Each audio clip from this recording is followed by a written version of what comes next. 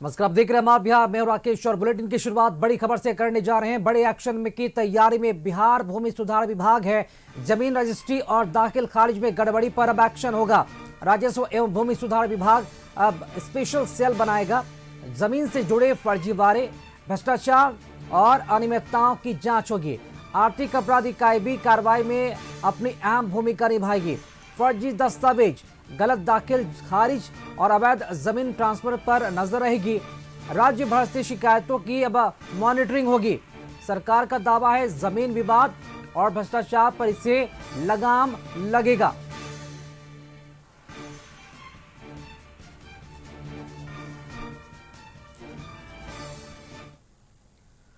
निलंबित अधिकारियों पर अब नकेल कसेगा राजस्व विभाग। भूमि सुधार मंत्री दिलीप जायसवाल का बड़ा निर्देश आया है। मंत्री ने राजस्व विभाग के निगरानी सेल की समीक्षा की है। विभाग के वरिष्ठ अधिकारियों को मंत्री ने निर्देश दिए हैं। सस्पेंड अधिकारियों को अब जल्द सजा दिलाएं। जांच प्रतिवेदन जल्द से जल्द दायर करने का भी निर्देश है। सर्वे के काम में निलंबित अधिकारी फिलहाल लगा जाएंगे।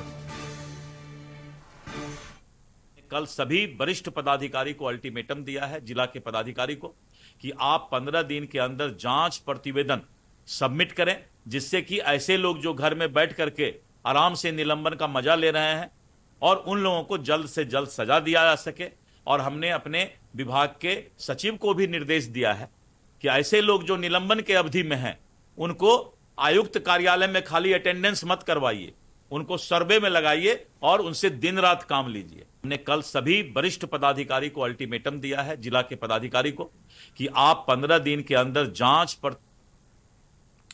और चलिए इसी खबर पर अधिक जानकारी के साथ मुख्य संवाददाता संजय जी इस वक्त हमारे साथ जुड़ चुके हैं। संजय जी, निलंबित अधिकारियों पर राजस्व विभाग नकेल कसने के मूड में है। क्या क्या कार्रवाई होने जा रही है ऐसे अधिकारियों पर?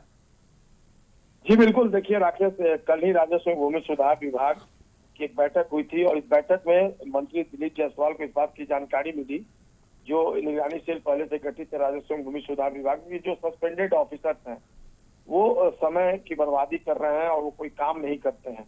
तो इसको काफी गंभीरता से लिया है मंत्री दिलीप जायसवाल ने और आज उनका एक बड़ा बयान सामने आया है।